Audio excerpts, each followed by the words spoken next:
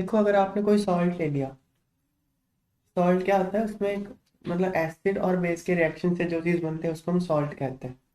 उसमें एक एनायन होता है, एक कैटायन होता है।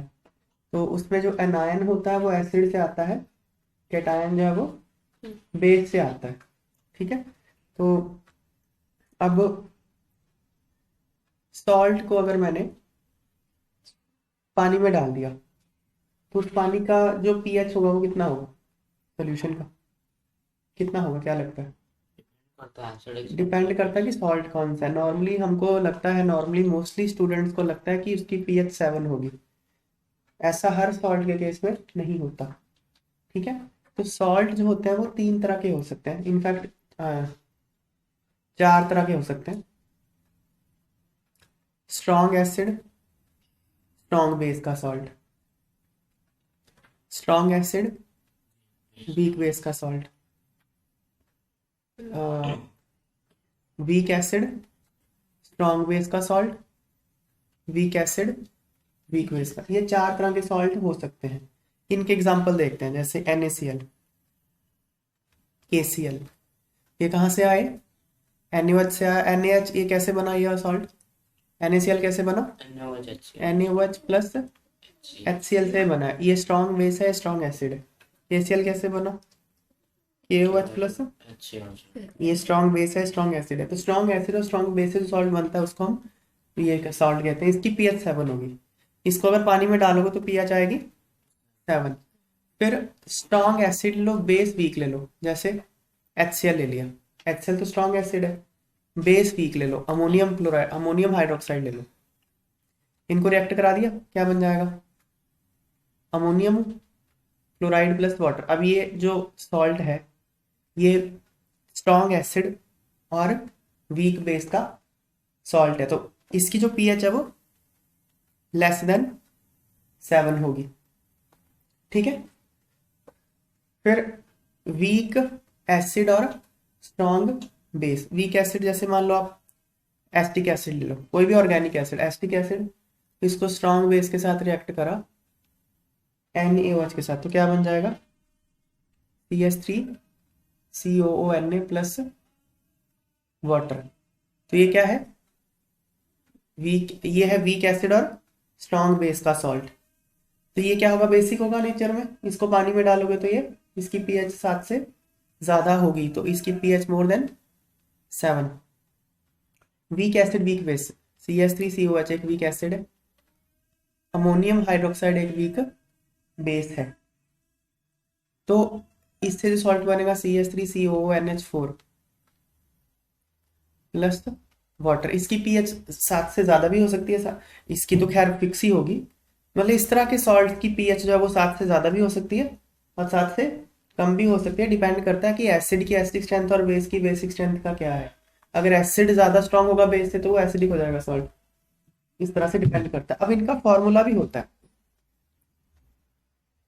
वो फॉर्मूला याद रखना बहुत ज्यादा आसान है। देखो, पहले तो आप आइडेंटिफाई करो कि कहाँ Ka यूज होगा, कहाँ Kb यूज होगा। अब ये स्ट्रॉन्ग एसिड है, ये वीक बेस है। क्या स्ट्रॉन्ग एसिड के लिए Ka होता है? नहीं। क्या वीक बेस के लिए Kb होता है? होता है। वीक बेस का Kb होता है डिसोसिएशन कांस्टेंट ऑफ बेस। तो इसके फॉर्मूला में, इसकी पीएच के फॉर्मूला में Kb आएगा। ठीक है। अच्छा, ये है वीक एसिड और स्ट्रॉन्ग बेस। इसके फॉर्मूला में क्या आएगा? Ka आएगा, Kb आएगा? K। Ka आएगा, क्योंकि बेस तो स्ट्रॉन्ग है, उसका Kb तो कुछ होता नहीं है। एसिड भी क्या, उसका Ka होगा, तो इसके फॉर्मूला में Ka आएगा। इसके फॉर्मूला में Ka भी आएगा, K। Kb भी आएगा, दोनों आएंगे। इतना तो पहले हमने पता कर लिया। ठीक है। अब इसका फॉर्मूला, अच्छा इनका मैं आपको बताऊं, इनका जो पीएच है वो कॉन्सेंट्रेशन पे डिपेंड करता है, इन इसका नहीं करता। ओके। मतलब सॉल्ट की कितनी कॉन्सेंट्रेशन है वाटर में, उस पे पीएच डिपेंड करती है। इसके लिए और इसके लिए, इसके लिए डिपेंड नहीं करती। ठीक है। दूसरी इंफॉर्मेशन आपको ये करनी है यार। अब तो फॉर्मूला बिल्कुल सीधा सीधा आ जाएगा। देखो, हाफ, इसका फॉर्मूला बता रहा हूँ पीएच का, हाफ पी के डब्ल्यू कितना होता है? अगर 25 डिग्री हम टेम्परेचर लें तो पी के डब्ल्यू कितना होता है? 14। तो 7 हो गया ना। अब 7 से कुछ कम करना है ना, 7 से कुछ कम ही करना है, तो माइनस करूंगा। माइनस माइनस पी के बी है ना, तो माइनस पी के बी माइनस लॉग सी। सी है कॉन्सेंट्रेशन ऑफ सॉल्ट, ठीक है, लॉग सी, हाफ पी के डब्ल्यू माइनस पी के बी माइनस लॉग सी। अब इसका पीएच का फॉर्मूला क्या होगा, इसकी पीएच आपको ग्रेटर देन 7 करनी है, तो हाफ पी के डब्ल्यू, अब ये पी के डब्ल्यू 14 होता है, उसका हाफ कर दिया 7 हो गया ना, मुझे 7 से ज़्यादा करनी है पीएच, तो कुछ ऐड ही करूँगा। ऐड क्या करूँगा, के का कोई टर्म ऐड करूँगा, P K A plus P K A plus log C. C is concentration of salt solution, add करना है आपने क्योंकि 7 से ज़्यादा है। फिर यहाँ